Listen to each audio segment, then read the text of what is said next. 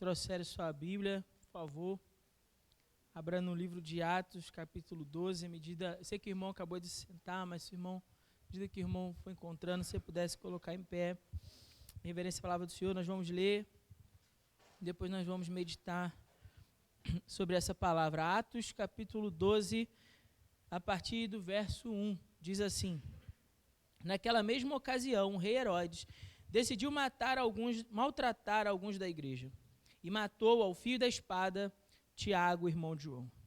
Vendo que isso agradava os judeus, prosseguiu mandando prender também Pedro, e aqueles eram os dias de pães sem fermento. Tendo o detido, colocou na prisão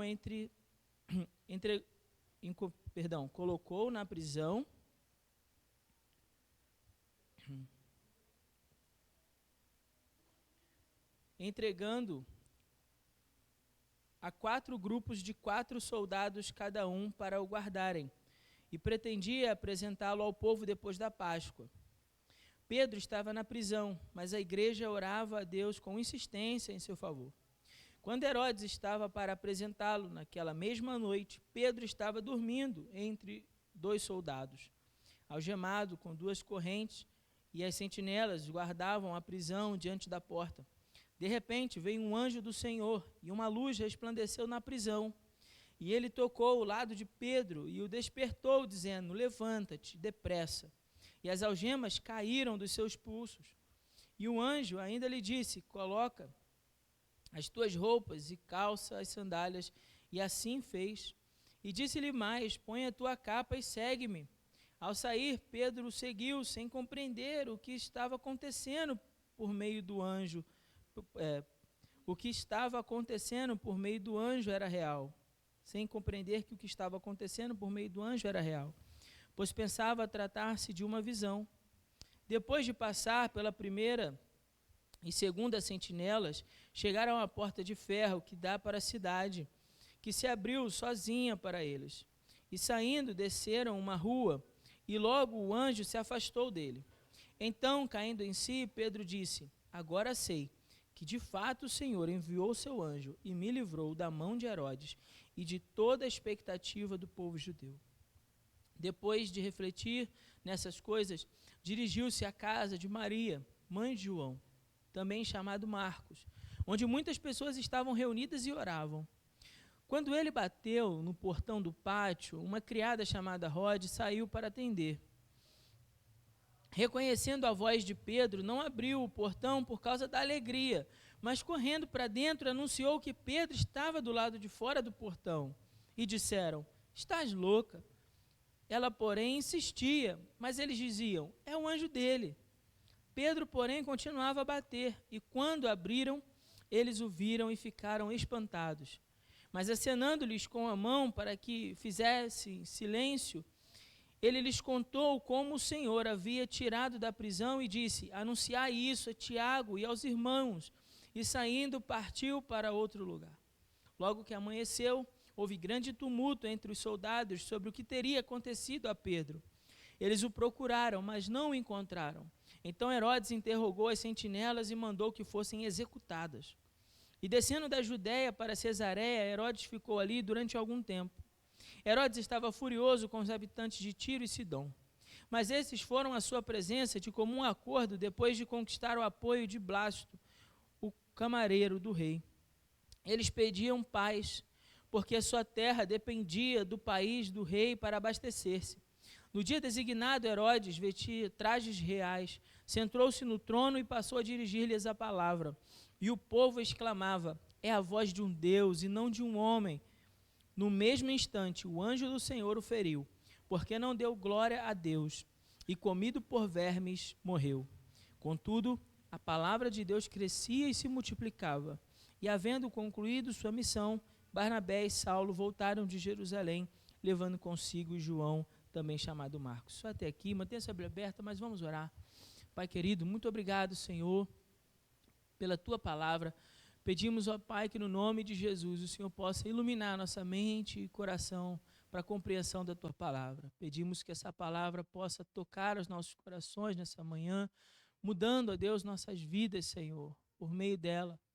pedimos o perdão dos nossos pecados e pedimos perdão pelas nossas falhas e tudo aquilo que nos separa do Senhor. Que no nome de Jesus nada seja impedimento para a pregação da Tua palavra. É o que nós te pedimos em nome de Jesus. Amém. Irmão Jurandir, você pode desligar aqui para mim? Irmãos, o capítulo 12 do livro de Atos, a gente leu todo o capítulo é curtinho. Ele contém essa história sobre a prisão de Pedro. Após Herodes, os irmãos podem se assentar, após Herodes mandar matar Tiago, irmão de João, ele prende Pedro e se prepara para executá-lo depois da Páscoa. Porém, algo extraordinário acontece. Enquanto a igreja orava fervorosamente pelo seu pastor, aqui no caso Pedro, Deus envia o seu anjo até aquela prisão e liberta o apóstolo. O texto que nós acabamos de ler é o relato de um milagre extraordinário realizado por Deus. Enquanto a igreja orava, Deus então agia e livrava ali Pedro das mãos de Herodes. É claro que a intenção de Herodes era matar Pedro, assim como ele tinha feito com Tiago. O texto diz para nós no verso 1, acompanha por favor na sua Bíblia, que naquela mesma ocasião o rei Herodes tinha decidido maltratar a igreja. E nesses maus tratos à igreja, feitos por Herodes, eles capturam então um dos líderes da igreja em Jerusalém. Lembra que Pedro, junto com Tiago, junto com Pedro e João, são ali aqueles 3 irmãos entre os apóstolos que caminham mais próximos de Jesus durante os seus 3 anos de ministério e, consequentemente, ali exercem uma função de liderança na igreja em Jerusalém. Herodes, então, manda matar Tiago. E ao matar Tiago, percebe que isso agradou o povo, né? Então, tudo um governante mal intencionado quer é cair na graça do povo, né? Fez o mal a alguém e caiu na graça, agora ele encontrou o caminho, né? O que ele vai continuar fazendo? Vou continuar matando os cristãos, vou continuar perseguindo a igreja. E dessa maneira, as pessoas, os judeus, vão me amar ainda mais. Então, se matando Tiago, eles já se agradaram, né? Agora, se eu matar Pedro, se eu matar o líder dessa turma, aí realmente o povo vai me amar. Então, essa é a má intenção de Herodes. Herodes manda executar, então, Tiago ao fio da espada. Tiago, como um dos líderes da igreja, um dos apóstolos, é o primeiro mártir da igreja entre os apóstolos. Estevão foi o primeiro cristão a morrer em nome de Cristo, né? Estevão foi o primeiro a morrer ali, ele morre apedrejado, isso lá no capítulo 7. Agora, Lucas vai nos contar essa morte de Tiago também para dizer, olha, o primeiro apóstolo morreu decapitado. É isso que quer dizer aí, ao fio da espada. Verso 2, e matou ao fio da espada Tiago, irmão de João. Um dos 2 Boanerges, né, chamados por Jesus, filhos do trovão. Esses 3 homens ali que permaneceram mais próximos de Jesus e agora um deles é capturado e é o primeiro a morrer. Como eu disse, Herodes percebe que isso agrada muito o povo, então ele pensa, vou fazer com Pedro também. Porém, o texto diz para nós que esses são os dias da Páscoa. E lembrem, quando eles capturam Jesus, há uma preocupação para que Jesus não seja executado no dia da Páscoa. Aqui, nesse caso, já está acontecendo as celebrações. Então, ele espera. E a intenção de Herodes aqui é fazer um pouco parecido o que aconteceu com Jesus. Apresentar e perguntar ao povo, é isso que vocês querem? E aí o povo então diria, é isso que nós queremos, pode matar esse homem também. A intenção dele era essa, né? A intenção dele era essa. Então, essa primeira parte do texto vai do 1 até o 4. O que nós estamos vendo? A igreja sendo perseguida. A igreja sendo atacada. Mais uma vez, a igreja sendo atacada. Se já não bastasse o sofrimento da igreja, advindo dos maus tratos de Herodes, da morte de um dos seus líderes, Tiago, agora a igreja começa a sofrer porque Pedro, seu pastor ali, foi preso, foi colocado na prisão, e a expectativa da igreja, que está reunida na casa de Maria, mãe de João Marcos, é que Pedro vai ser executado também. E agora eles estão sofrendo por causa disso. Agora, embora a igreja esteja sofrendo, Deus vê o sofrimento da igreja. Deus não está alheio a esse sofrimento. Deus não está à parte desse sofrimento. Ou melhor, Deus não está alheio a esse sofrimento. Deus está vendo o que está acontecendo. E ainda que esse seja um relato de um cenário caótico para a igreja, nesses primeiros 4 versículos aqui do capítulo, nós não podemos nos esquecer que, embora a igreja estivesse sobre essa grave ameaça, Deus estava vendo as suas tribulações. Ele ainda iria agir no tempo certo. Não existe, irmãos, acontecimentos em nossas vidas que não seja percebido aos olhos de Deus. Não existe nada que aconteça na minha vida e na sua vida que passe desapercebido aos olhos de Deus. Não existe sofrimento, dor, tribulação, angústia, pelas quais eu e você passemos nessa vida, que Deus não esteja atento a elas. Deus está vendo. Talvez ainda não seja o momento de Deus agir. Nesse primeiro momento do texto, Deus não age no meio disso, mas Deus estava vendo. Como diz o texto de Provérbios, capítulo 15, verso 3, os olhos do Senhor estão em todo lugar, vigiando os maus e os bons. Herodes estava fazendo mal à igreja. A igreja estava sofrendo, mas isso não passou despercebido aos olhos de Deus. Deus estava vendo o que estava acontecendo. Na segunda parte do texto, começa a partir do verso 5, a igreja então começa a orar e Deus ouve as suas orações. Então, se no primeiro momento a igreja está sofrendo e Deus vê, agora a igreja entra em ação, passa a orar e Deus responde essa oração. A partir do verso 5 fala assim, Pedro estava na prisão, mas a igreja, o quê? Orava. E orava como? Com insistência, orava fervorosamente, orava com insistência em seu favor. Pedro estava preso, mas a igreja estava orando com insistência. A igreja estava aflita com aquilo que poderia acontecer ao seu pastor. Então, o que eles fazem? Eles recorrem ao Senhor. Igreja aflita, preste bem atenção nas palavras que eu estou usando, porque é de propósito. Uma igreja aflita, na expectativa da execução de Pedro, e o que ela faz? Ela recorre ao Senhor. Ela busca a Deus em oração. O momento que Deus havia permitido de toda aquela tribulação, havia conduzido a igreja ao quê? A orar. Vamos orar, irmãos. Vamos orar. Essa é a conclusão que chega a igreja e a conclusão que nós também chegamos. Porque há momentos em que Deus permite situações extremas em nossa vida. Situações que nós não conseguimos compreender por que isso está acontecendo conosco, por que o que acontece conosco acontece conosco. Mas o que nós precisamos e podemos compreender à luz desse texto é que nesses momentos nos é necessário recorrer à oração. A igreja então estava unida em oração. Unida. Vamos nos unir, vamos unir forças. Não é aquela história de eu estou passando problemas e então eu me isolo, né? Eu estou passando dificuldades, então eu não vou nem à igreja. Não, hoje eu não vou à igreja não, estou passando os problemas aí, não estou bem não. Irmão, é justamente quando você está com problemas, é justamente quando você está passando por dificuldades e aflições na sua vida que você precisa unir força com seus irmãos em Cristo e buscar a Deus em oração. Olha o que a igreja está fazendo aqui, a igreja está dando para nós um exemplo prático de vida. Estamos passando por momentos que não conseguimos compreender o porquê? Sim. Estamos passando por situações de maus tratos? Sim. Estamos tendo que lidar com o luto. Tiago havia morrido, um dos líderes da igreja. Sim, estamos tendo que lidar com o luto. Então não nos isolamos, nós nos unimos. Nós nos reunimos em oração. Nós compreendemos o valor que tem quando uma igreja está unida em oração. Quantos crentes negligenciam a vida de oração? Quantos crentes negligenciam os cultos de oração? Como se na hora da angústia nós não precisássemos dele, mas é justamente na hora da angústia que você mais precisa orar. É na hora da angústia que nós devemos despertar para o valor de orarmos juntos, unidos como igreja. A oração é a arma mais poderosa do mundo.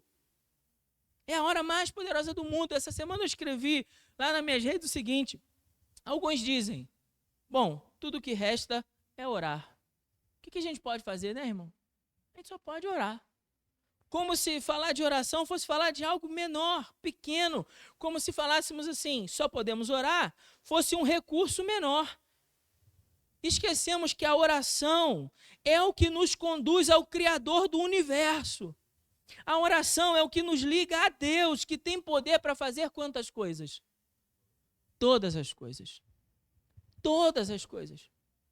Então não, irmão, não é só nos resta orar. Não, irmãos, vamos orar. Porque nós podemos orar. Porque a oração é que nos liga a Deus e Deus pode fazer todas as coisas. Deus pode fazer todas as coisas. É por essa razão que nós nunca deveríamos desacreditar da oração. Ou fazer dela como se ela fosse algo menor, pequeno, um recurso inferior. Aquele recurso que a gente tenta quando já tentou todas as coisas, né? Imagina aqui a igreja dizendo, reunida, e dizendo assim, vamos fazer o seguinte, vamos ligar para fulano de tal, vamos pedir em favor, né? Fulano de tal conhece Herodes, ele é amigo do rei, vamos fazer um pedido, né? Ele está lá pelo palácio, ele vai fazer um pedido e vai conseguir uma coisa para a gente. Não é assim que a gente pensa, humanamente falando? Faça a adaptação aí da devida proporção, que você vai entender o que eu estou querendo dizer muito claramente. Vamos pedir a fulano, vamos pedir a ciclano, vamos passar o telefone para Beltrano, Beltrano pode fazer alguma coisa. Vamos ver aqui o que a gente tem, que a gente pode dar a Herodes em troca da vida de Pedro. Vamos juntar um dinheiro aqui, vamos pegar as riquezas que a igreja tem, vamos pegar o dinheiro que a igreja guardou e vamos entregar a Herodes, pagar um suborno para ver se ele solta. A gente pensa num monte de coisa como recurso antes de pensar naquele que é o recurso mais poderoso e que Deus colocou nas mãos da igreja. Vamos orar. E por que vamos orar? Porque a oração é o que nos liga ao Criador do universo. E Ele pode fazer todas as coisas. Existe cenário difícil demais para Deus? Existe caso difícil demais para Deus? Existe diagnóstico difícil demais para Deus? Absolutamente não. E por que a gente esquece disso? Porque, irmãos, temos essa tendência de nos afastarmos, de nos isolarmos, ao invés de recorrermos à oração e falar assim, ei, meu irmão, minha irmã, no nome de Jesus, se junta aqui comigo, vamos orar. Como Jesus fez. Jesus tomou essa atitude. Jesus estava passando a maior angústia que um homem poderia sofrer nessa terra. Ele está lá no Getsemane, ele está sofrendo, ele soa gotas de sangue, tamanha a angústia da sua alma. E no meio de toda aquela angústia, Jesus, como homem, toma que atitude? Aquela minha é a sua. Vamos à igreja hoje não, afinal de contas a gente está passando uns problemas aí. Tá tudo bem. Pedro, João, tá tudo bem. É isso que Jesus faz? Não, Jesus toma uma outra atitude, um outro caminho. Jesus pega os mais próximos. Olha o que eu estou dizendo. Jesus não vai em qualquer um. Jesus vai nos mais próximos.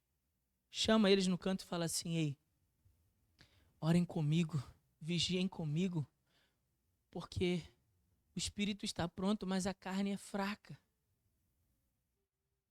Jesus, enquanto homem, não abriu mão de ter um Pedro, Tiago e João orando com ele no momento de angústia. Por que você se sente superior a isso?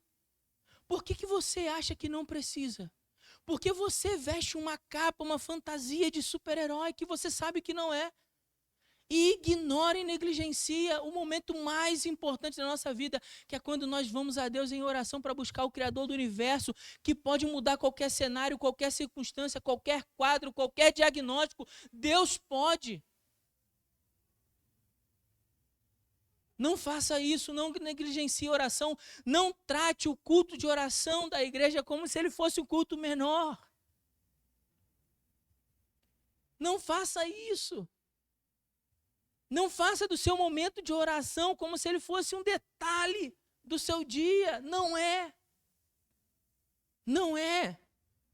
Ele é justamente a chave que vai abrir todas as portas daquilo que vai acontecer ao longo do seu dia.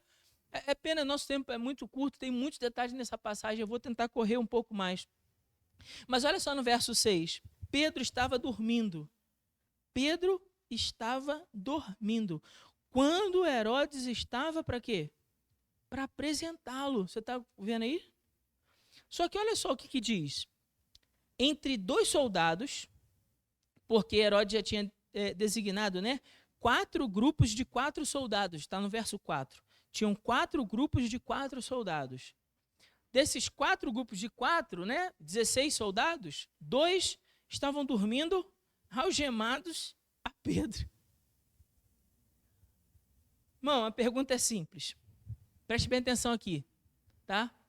Preste bem atenção, isso aqui é um outro tesouro dessa passagem. Minha pergunta: quem de nós conseguiria dormir naquela situação? Vou repetir. Tem 4 grupos de 4 soldados, 2 deles estão do seu lado, algemados. Você sabe que Herodes está para apresentar você, porque você vai ser executado no dia seguinte, e você dorme. Quem é que conseguiria dormir? Só pensa aí. Você conseguiria dormir numa situação como essa, sabendo que você vai morrer amanhã? Você consegue dormir hoje? O rei vai mandar te matar amanhã. Você está dormindo numa prisão de segurança máxima, algemado. Você já se perguntou por que havia tanta precaução a respeito de Pedro?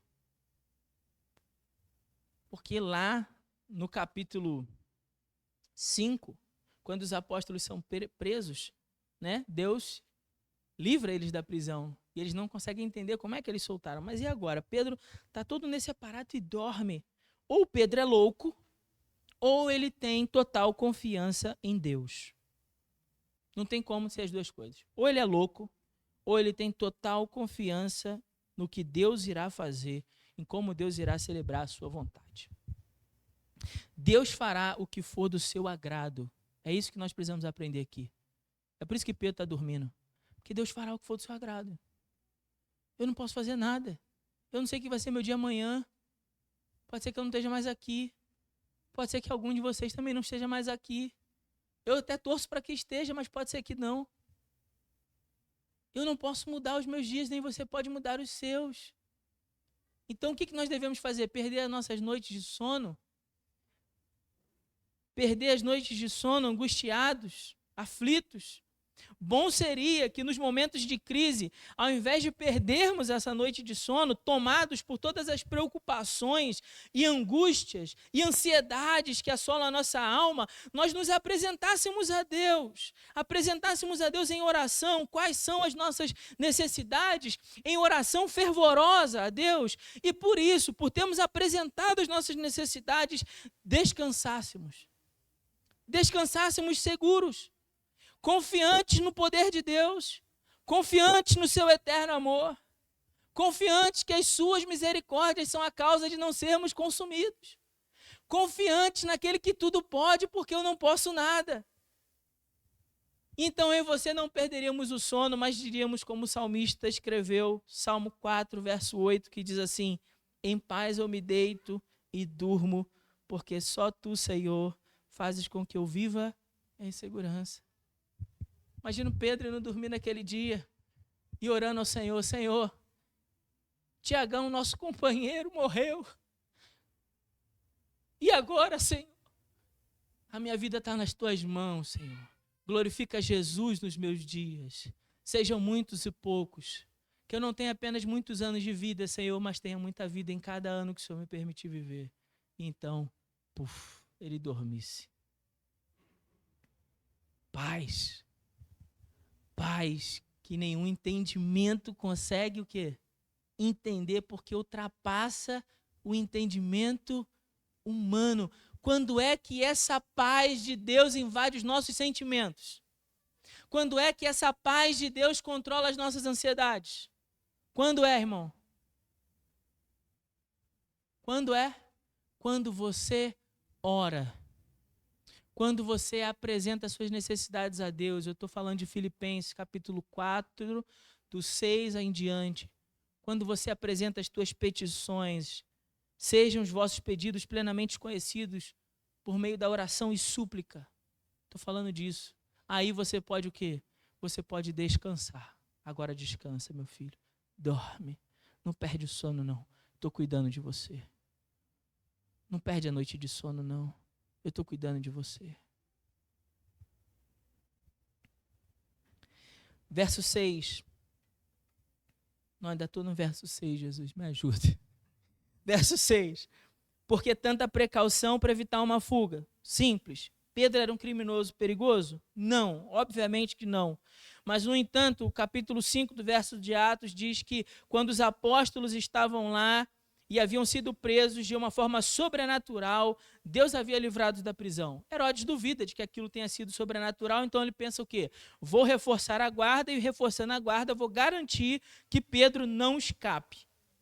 Bom, ledo engano, porque logo ele descobriria que nada e nem ninguém pode impedir o agir do Senhor.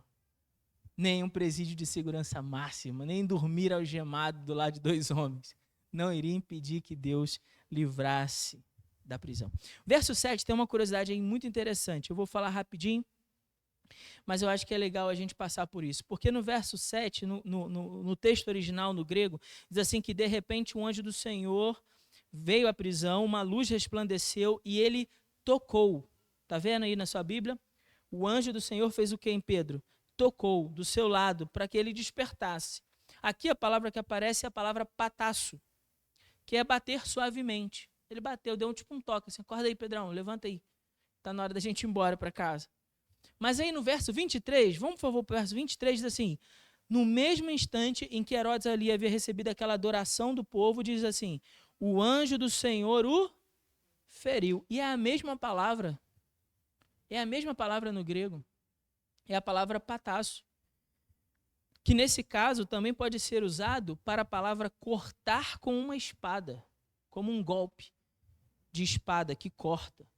Ou também pode ser usada para afligir, para visitar com males, visitar com uma doença mortal. Veja só, em um Deus toca para livrar, no outro Deus toca para celebrar justiça. Para celebrar a justiça. Deus é soberano. Então, o texto continua dizendo como esse milagre aconteceu. Pedro não se dá conta. Verso 11 diz que só quando ele estava livre, já indo para a rua, é que ele percebeu, olha, Deus então agiu, Deus me livrou. Ele achou que era uma visão, mas não era. Era Deus livrando. E então ele chega lá na casa. Verso 12, se dirige à casa onde a igreja está reunida. Veja que o livro de Atos mostra muito isso, irmãos. Como a igreja está o tempo todo reunida nas casas fazendo o quê? Orando e palavra, orando e palavra, orando e palavra. O tempo todo está acontecendo. E agora a igreja, mais uma vez, está reunida na casa e está orando. Então acontece uma coisa engraçada que Lucas registra. Que a empregada da casa vai lá abrir a porta. Só que ela ouve a voz, ela fica tão feliz que a mulher esquece de abrir a porta. Ela ficou tão eufórica, tadinha, que ela até esquece e sai correndo para dentro para avisar. Só que quando ela corre e avisa, o que acontece? Diz assim, ó, verso 15. E eles disseram, está louca? Você está louca? Não é Pedro, não. Diziam, é o anjo dele. Ué, como assim, irmão? Peraí, vamos voltar aqui um pouquinho. Vamos pensar juntos, tá bom? Preste bem atenção. Já estou acabando, mas preste atenção. Peraí, o que a igreja estava fazendo na casa de Maria, mãe de João Marcos? Orando. Orando por quê? Por Pedro. Para quê? Para que Pedro seja socorrido por Deus. Então imagina que a igreja está aqui reunida. Ô irmão, vamos orar, vamos orar. Ô irmão, vamos dar as mãos. Ô Pai querido, livra, Senhor, nosso pastor, Jesus. Ô Pai, livra ele das mãos desse homem perverso, desse homem sanguinário. Senhor, tem misericórdia, dá socorro ao teu servo. Aí chega alguém dizendo assim, ei, Pedro está lá no portão, Pedro está lá. Você está louca, mulher? Não está no portão, não. Vai ver o anjo dele. O anjo dele pode ser 2 coisas aqui. O anjo dele pode ser que seja a superstição de um anjo da guarda que inicia no meio do povo judeu no período intertestamentário, que eram ali os 400 anos antes do Evangelho de Mateus, entre Malaquias e o livro de Mateus, né? Ou melhor, quando João aparece pregando, então 400 anos o povo ficou em silêncio, e no meio do povo judeu, diversas superstições surgiram nesse tempo, né? Quando Deus não fala, o povo dá lugar ao quê? As superstições, as crendices, né? Por ausência da palavra, o meu povo padece. Então, o povo estava padecendo aqui. Então, pode ser que seja uma superstição, mas pode ser que a expressão é o anjo dele, seja que a igreja achasse que ele já morreu e fosse um fantasma de Pedro. Então, tem essas duas situações hipotéticas. A mais dita pelos comentaristas é que tenha sido a primeira, uma ideia de superstição. Porque o ensino sobre anjo da guarda, isso não existe na Bíblia. Tá certo? É o único versículo onde isso acontece e Lucas registrou porque era engraçado. A verdade é essa. É engraçado. Então ele relata esse fato também, né? A gente às vezes esquece que a Bíblia também tem as emoções que os humanos também têm, né? Então ele está ali e eles falam, olha, é um anjo dele. Ué, mas a gente não está orando? A gente não está orando para Deus livrar o pastor? Sim, já estamos orando. Mas e aí? Deus acabou de dizer que livrou. Mas eles não acreditam. Nós oramos também, eu e você, por tantas coisas que de fato nós não acreditamos que sejam possíveis, ou não? Nós oramos e pedimos a Deus, sem de fato crer que Deus pode responder. Nós oramos sem considerar muitas vezes a nossa fé. Então, se Deus, para responder às nossas orações, considerasse a nossa fé em acreditar naquilo que pedimos, muito provavelmente a gente não receberia. Vou repetir. Se Deus, para nos responder, considerasse a nossa fé enquanto estamos orando, é bem possível que você receberia o que você ora? É bem provável que Deus respondesse muito poucas orações que fazemos.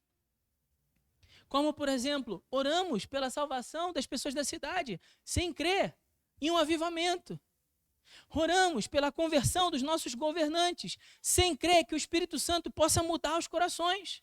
Oramos pelas pessoas da nossa casa, da nossa família, que vivem uma vida afastada da presença de Deus, sem crer que elas podem sim vir à confissão e ao arrependimento, porque Deus, que é soberano e que é poderoso, faz com que todas as coisas convertam para o nosso bem. Então oramos por coisas que não acreditamos. Se Deus levasse em consideração para nos responder, não responderíamos, não receberíamos. Muito poucas orações seriam respondidas, mas há um exercício em nós que precisa ser feito, que é de crer. Ainda bem que Deus é misericordioso conosco e é benigno para nos fazer o bem, apesar da minha e da sua limitação. Não é assim, irmãos? Ainda bem que Deus é benigno. Verso 17...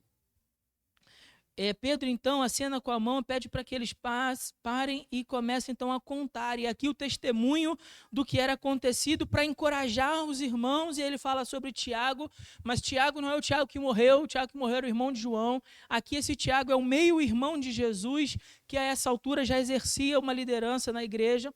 E depois o texto continua com a terceira parte, que é quando Deus, então, castiga Herodes pelo seu pecado. Herodes se sente enganado, humilhado por Deus diante do povo, manda matar as testemunhas e foge. Sai da cidade e vai para outro lugar. Chegando lá, nesse lugar, ele recebe a adoração. As pessoas falam, ele fala, é a voz de um Deus, verso 22. E ele recebe aquela adoração. O contraste aqui é com o que aconteceu em Atos capítulo 10. Só para lembrar, quando Pedro chega na casa de Cornélio, o que Cornélio faz? Ele o adora. Aí Pedro diz assim, não me adora não, porque eu sou um homem como você. Não me adora. Pedro.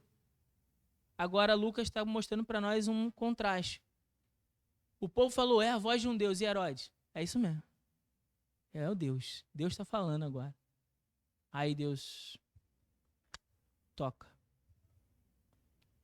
E a lição é simples. A quem se humilha, reconhecendo a grandeza de Deus, como fez Pedro, ele o livra e o guarda. Mas aquele que se exalta e luta contra Deus, ele o abate e executa a sua justiça. É preciso considerar nesse texto o amor de Deus e o seu livramento para com os seus, mas também a sua justiça para com o homem pecador. E aí o verso 24 traz um relato, um resumo, né? Um resumo de toda a situação nos campos missionários.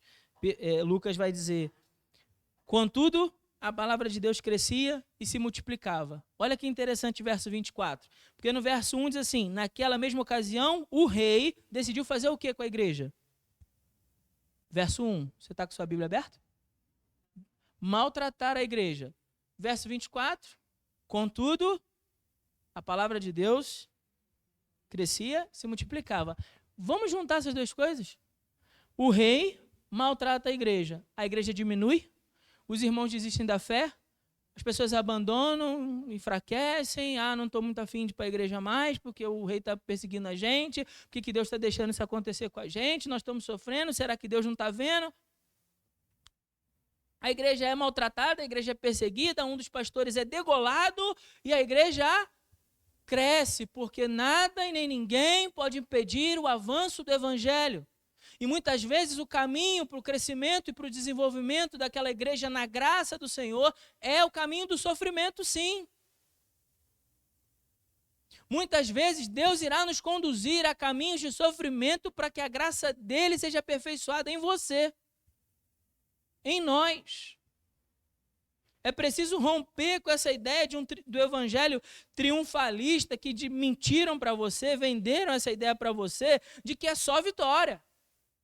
É só vitória. Não, aqui a igreja está dizendo assim, o texto está dizendo, a palavra de Deus está dizendo, a igreja sofreu, mas apesar dos maus tratos, apesar da perseguição, apesar da morte de seus pastores, apesar da prisão de Pedro, a igreja continuou crescendo. Porque é Deus quem cuida da igreja, é Deus quem cuida da sua igreja. É Deus quem cuida da minha vida e da sua vida. Por isso ele nos conduz às vezes por caminhos de sofrimento, mas para que a graça dele seja aperfeiçoada em nós. Eu quero aproveitar para já fazer algumas aplicações bem breves, mais rápidas, e já aproveitar esse momento para falar de uma coisa. Você já se perguntou por que Deus livrou Pedro, mas Tiago morreu? A gente acabou de ler isso aqui. Pastor, mas ele não era um dos três? Era. Pô, não andou com Jesus ali, homem de Deus? Era. Não, já sei, pastor. Tiago estava em pecado, Pedro não. Não, irmão, o texto não diz isso, não. O texto não diz isso, não. Por que Pedro morreu? Por que Tiago morreu, perdão? Já estou matando o Pedro. Por que o Tiago morreu? Por quê? Muda a pergunta. Muda a pergunta. Por que aquela pessoa que você amava tanto e sabia que era um homem de Deus, uma mulher de Deus, morreu? Por quê? Muda a pergunta. Tem resposta? Tem não. Por que ela morreu? E por que o outro, que eu acho que é ruim, não morre? Não é assim? A gente pergunta essas coisas para Deus ou sou só eu? Deus, homem bom, mulher boa, o Senhor levou. Tem tanta pipa ruim que não prende de jeito nenhum. Né? Ou alguns lugares falam vaso ruim que não quebra de jeito nenhum. Não é assim? Por quê? Por que a mão de Deus sobre Pedro, mas sobre Tiago não? Nós não compreendemos e nós não temos resposta. Porque a verdade é que nós não conhecemos os planos do Senhor. O que esse texto está nos mostrando é que há perguntas para nós que não serão respondidas. Não serão respondidas. Não conseguimos compreender. O ponto aqui precisamos nos livrar desse evangelho triunfalista que disse para você que se você não prosperou é porque você não deu dízimo. Se você não foi abençoado é porque você está em pecado. Se alguma coisa ruim está acontecendo é porque o diabo se levantou. Porque afinal de contas alguma coisa deve estar errada em você. Porque coisas ruins acontecem contigo. Porque você não entende o que acontece com você. Então, se aconteceu com você, alguma coisa está errada. Mas esse é um discurso de um evangelho triunfalista, que vendeu uma superstição para os crentes de dizer, olha, mas se você participar da reunião, se você der o dízimo, se você fizer isso, se você fizer aquilo, então Deus vai te abençoar. E você construiu uma imagem de um Deus que é o gênio da lâmpada. Se esfregarmos, ele se apresenta e diz para nós qual é o seu desejo, qual é a sua vontade. Não, isso não vai acontecer, porque o Deus da Bíblia, ele se apresenta para dizer, você fará a minha vontade. É o que eu determino para você. É a minha vontade, não a sua. Submeta-se à minha vontade. Então, muitas vezes, coisas acontecem conosco que nós não conseguimos explicar. Não é porque você está em pecado, não é porque o diabo está se levantando, mas é porque é propósito de Deus que aquele caminho seja percorrido por você. Deus queria que a igreja passasse por aquilo. Deus queria. Pastor, então o que eu faço? O que eu faço nos momentos que eu não compreendo a vontade de Deus? Confia. Confia como Pedro confiou lá naquela noite, porque para dormir tem que ter muita confiança em Deus. Então confia em Deus, confia no Senhor e lembra do que diz a palavra em Romanos 8, 28. Porque Deus faz com que, quantas coisas? Todas cooperem para o quê? Para o bem daqueles que amam quem?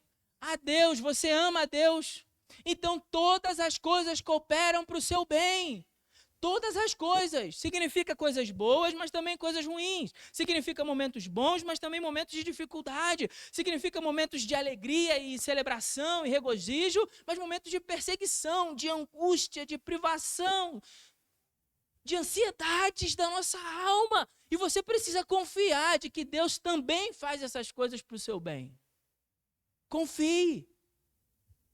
Confie no Senhor. Deus, eu não sei porquê. Confie. Senhor, ainda que eu não consiga entender, eu vou confiar no Senhor. E quero repetir aqui 2 afirmações que já fiz para a gente poder terminar. Os olhos do Senhor estão sobre nós. Deus não está desinformado a respeito das nossas tribulações. Deus não está desinformado a respeito das nossas angústias. Deus não está desinformado a respeito dos nossos sofrimentos. Deus não está insensível nas nossas dificuldades. Como quem olhasse de longe para nós e não se importasse conosco. É no tempo da crise onde mais nos importa lembrar que Ele é um Deus que nos ama, cuja boa mão está sobre nós e que tem todo o poder no céu e na terra para fazer absolutamente tudo conforme a sua vontade. É justamente nas horas de crise que eu e você precisamos confiar inteiramente na soberania e no governo do Altíssimo. Segundo, Deus ouve e atende às orações. Nada é difícil demais, nada é impossível demais para Deus. Precisamos orar e precisamos confiar na graça, nas misericórdias do Senhor, no favor imerecido que desce do céu sobre nós, não nos nossos méritos, mas precisamos orar confiando nos méritos alcançados por Cristo na cruz em nosso favor. Esses méritos estão à nossa disposição, foram alcançados, foram comprados a preço de sangue, para que eu e você então pudéssemos declarar como declarou Jó, capítulo 42, verso 2. Bem sei que tudo podes, e que nenhum dos teus planos podem ser frustrados. Ore ao Senhor confiando nessas palavras. Bem sei, Senhor, que tudo pode, Senhor, e que nenhum dos teus planos podem ser frustrados. Nenhum dos teus planos podem ser frustrados. Irmãos, nós vamos fazer nosso momento ofertório.